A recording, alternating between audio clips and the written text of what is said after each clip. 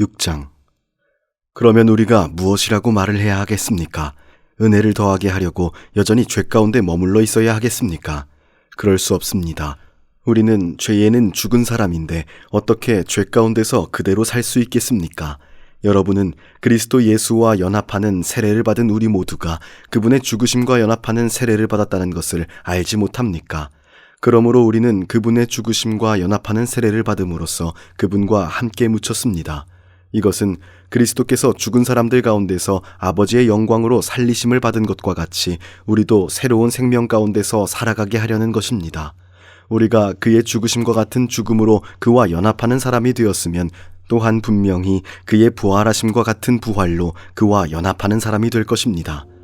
우리는 우리의 옛사람이 그리스도와 함께 십자가에 달려서 죽은 것이 죄의 몸을 멸하여서 우리가 다시는 죄의 노예가 되지 않게 하려는 것임을 압니다. 죽은 사람은 이미 죄의 세력에서 해방되었습니다. 우리가 그리스도와 함께 죽었으면 그와 함께 우리도 또한 살아날 것임을 믿습니다.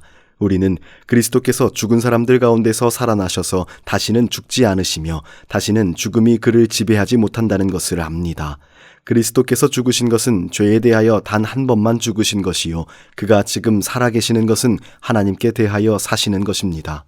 이와 같이 여러분도 여러분 스스로가 죄에 대하여는 죽은 사람이요 하나님께 대하여는 그리스도 예수 안에서 살아있는 사람이라는 것을 알아야 합니다.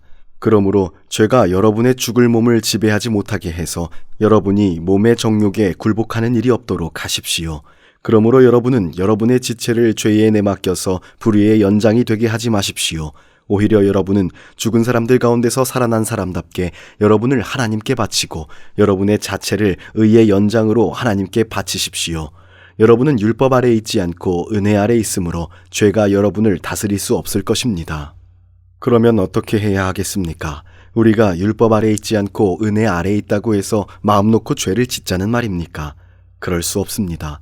여러분이 자기를 누구에게나 종으로 내맡겨서 복종하게 하면 여러분은 여러분이 복종하는 그 사람의 종이 되는 것임을 알지 못합니까? 여러분은 죽음에 이르는 죄의 종이 되거나 아니면 의로움에 이르는 순종의 종이 되거나 하는 것입니다. 그러나 하나님께 감사할 일은 여러분이 전에는 죄의 종이었으나 이제 여러분은 전에 받은 교훈에 본의 마음으로부터 순종함으로써 죄에서 해방을 받아서 의의 종이 된 것입니다. 여러분의 이해력이 약함으로 내가 사람의 방식으로 말을 합니다. 여러분이 전에는 자기 지체를 더러움과 불법의 종으로 내맡겨서 불법에 빠져 있었지만 이제는 여러분의 지체를 의의 종으로 바쳐서 거룩함에 이르도록 하십시오.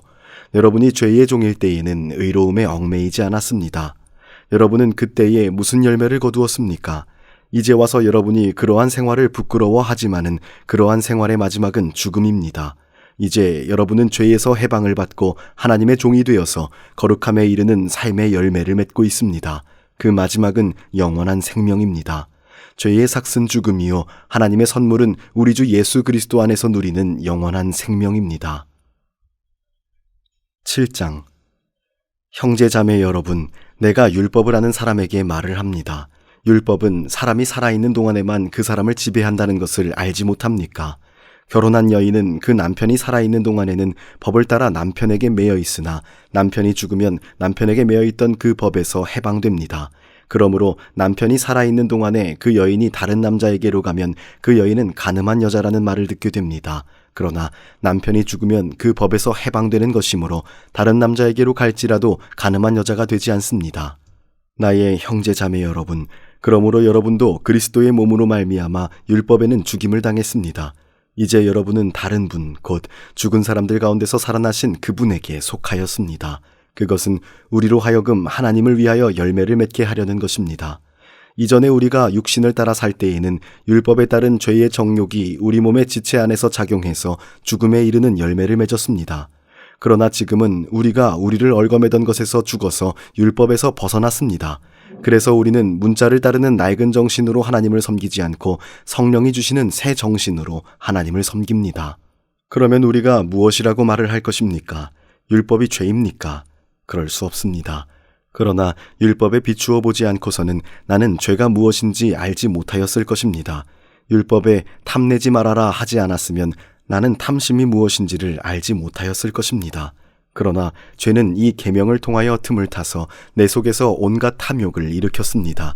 율법이 없으면 죄는 죽은 것입니다. 전에는 율법이 없어서 내가 살아 있었는데 계명이 들어오니까 죄는 살아나고 나는 죽었습니다. 그래서 나를 생명으로 인도해야 할 그 계명이 도리어 나를 죽음으로 인도하는 것으로 드러났습니다. 죄가 그 계명을 통하여 틈을 타서 나를 속이고 또 그 계명으로 나를 죽였습니다. 그러므로 율법은 거룩하며 계명도 거룩하고 의롭고 선한 것입니다. 그러니 선한 것이 나에게 죽음을 가져왔습니까? 그렇지 않습니다. 그러나 죄가 죄로 드러나게 하려고 죄가 선한 것을 방편으로 하여 죽음을 나에게 가져왔습니다. 그것은 죄가 계명을 방편으로 하여 더욱더 죄가 되게 하려고 한 것입니다. 우리는 율법이 신령한 것인 줄 압니다. 그러나 나는 육정의 메인 존재로서 죄 아래에 팔린 몸입니다. 나는 내가 하는 일을 도무지 알 수 없습니다. 내가 해야겠다고 생각하는 일은 하지 않고 도리어 해서는 안 되겠다고 생각하는 일을 하고 있으니 말입니다. 그런 일을 하면서도 그것을 해서는 안 되겠다고 생각하는 것은 곧 율법이 선하다는 사실에 동의하는 것입니다. 그렇다면 그와 같은 일을 하는 것은 내가 아니라 내 속에 자리를 잡고 있는 죄입니다. 나는 내 속에 곧 내 육신 속에 선한 것이 깃들어 있지 않다는 것을 압니다. 선을 행하려는 의지는 나에게 있으나 그것을 실행하지 않으니 말입니다. 나는 내가 원하는 선한 일은 하지 않고 도리어 원하지 않는 악한 일을 합니다. 내가 해서는 안 되는 것을 하면 그것을 하는 것은 내가 아니라 내 속에 자리를 잡고 있는 죄입니다. 여기에서 나는 법칙 하나를 발견하였습니다. 곧 나는 선을 행하려고 하는데 그러한 나에게 악이 붙어 있다는 것입니다. 나는 속사람으로는 하나님의 법을 즐거워하나 내 지체 속에는 다른 법이 있어서 내 마음의 법과 맞서서 싸우고 내 지체 속에 있는 죄의 법에다 나를 사로잡는 것을 봅니다. 아, 나는 비참한 사람입니다. 누가 이 죽음의 몸에서 나를 건져주겠습니까? 우리 주 예수 그리스도를 통하여 나를 건져주신 하나님께 감사를 드립니다. 그런데 내가 마음으로는 하나님의 법에 복종하고 육신으로는 죄의 법에 복종하고 있습니다. 8장. 그러므로 그리스도 예수 안에 있는 사람들은 정죄를 받지 않습니다. 그것은 그리스도 예수 안에서 생명을 누리게 하는 성령의 법이 여러분 각자를 죄와 죽음의 법에서 해방하여 주었기 때문입니다. 육신이 연약함으로 율법이 할 수 없던 것을 하나님께서 하셨습니다. 곧 하나님께서는 죄를 속하여 주시려고 자기의 아들을 죄된 육신을 지닌 모습으로 보내셔서 육신에다 죄를 정하셨습니다. 그것은 육신을 따라 살지 않고 성령을 따라 사는 우리에게 율법이 요구하는 바가 완성되게 하시려는 것입니다. 육신을 따라 사는 사람은 육신에 속한 것을 생각하나 성령을 따라 사는 사람은 성령에 속한 것을 생각합니다. 육신에 속한 생각은 죽음입니다. 그러나 성령에 속한 생각은 생명과 평화입니다. 육신에 속한 생각은 하나님께 품는 적대감입니다. 그것은 하나님의 법을 따르지 않으며 또 복종할 수도 없습니다. 육신의 매인 사람은 하나님을 기쁘시게 할 수 없습니다. 그러나 하나님의 영이 여러분 안에 살아계시면 여러분은 육신 안에 있지 않고 성령 안에 있습니다. 누구든지 그리스도의 영이 없으면 그리스도의 사람이 아닙니다. 또한 그리스도께서 여러분 안에 살아계시면 여러분의 몸은 죄 때문에 죽은 것이지만 영은 의 때문에 생명을 얻습니다. 예수를 죽은 사람들 가운데서 살리신 분의 영이 여러분 안에 살고 계시면 그리스도를 죽은 사람들 가운데서 살리신 분께서 여러분 안에 계신 자기의 영으로 여러분의 죽을 몸도 살리실 것입니다. 그러므로 형제자매 여러분, 우리는 육신을 따라 살도록 육신에 빚을 진 사람이 아닙니다. 여러분이 육신을 따라 살면 죽을 것입니다. 그러나 여러분이 성령으로 몸의 행실을 죽이면 살 것입니다.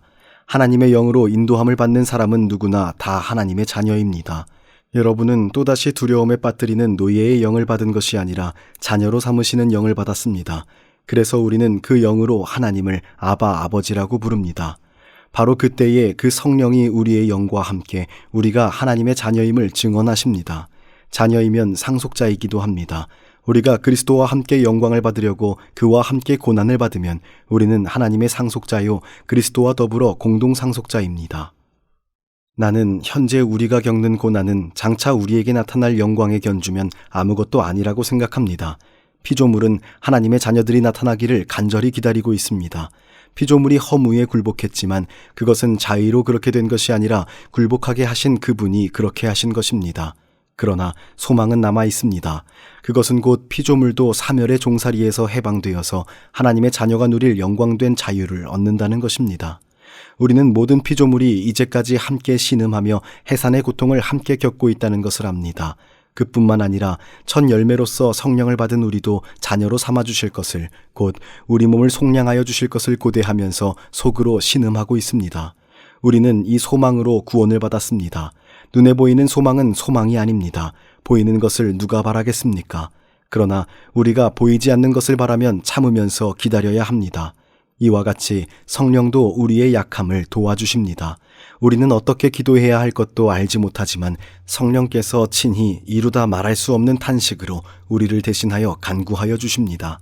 사람의 마음을 꿰뚫어 보시는 하나님께서는 성령의 생각이 어떠한지를 아십니다. 성령께서 하나님의 뜻을 따라 성도를 대신하여 간구하시기 때문입니다. 우리는 하나님을 사랑하는 사람들, 곧 하나님의 뜻대로 부르심을 받은 사람들에게는 모든 일이 서로 협력해서 선을 이룬다는 것을 압니다. 하나님께서는 미리 아신 사람들을 택하셔서 당신의 아들의 형상과 같은 모습이 되도록 미리 정하셨으니 이것은 그 아들이 대가족 안에서 맏아들이 되게 하시려는 것입니다. 그리하여 하나님께서는 이미 정하신 사람들을 부르시고 또한 부르신 사람들을 의롭게 하시고 의롭게 하신 사람들을 또한 영화롭게 하셨습니다. 그렇다면 이런 일을 두고 우리가 무엇이라고 말할 수 있겠습니까? 하나님이 우리 편이시면 누가 우리를 대적하겠습니까? 당신의 아들을 아끼지 않으시고 우리 모두를 위하여 내주신 분이 어찌 그 아들과 함께 모든 것을 우리에게 선물로 거저주지 않으시겠습니까? 하나님께서 택하신 사람들을 누가 감히 고소하겠습니까? 의롭게 하여 주신 분이 하나님이신데 누가 감히 그들을 정죄하겠습니까? 그리스도 예수는 죽으셨을 뿐 아니라 오히려 다시 살아나셔서 하나님의 오른편에 계시며 우리를 위하여 대신 간구하여 주십니다. 누가 우리를 그리스도의 사랑에서 끊을 수 있겠습니까? 환난입니까? 곤고입니까? 핍박입니까? 굶주림입니까? 헐벗음입니까? 위협입니까? 또는 칼입니까? 성경에 기록된 바 우리는 종일 주님을 위하여 죽임을 당합니다. 우리는 도살당한 양과 같이 여김을 받았습니다. 한 것과 같습니다. 그러나 우리는 이 모든 일에서 우리를 사랑하여 주신 그분을 힘입어서 이기고도 남습니다. 나는 확신합니다. 죽음도 삶도 천사들도 권세자들도 현재일도 장래일도 능력도 높음도 깊음도 그 밖에 어떤 피조물도 우리를 우리 주 예수 그리스도 안에 있는 하나님의 사랑에서 끊을 수 없습니다.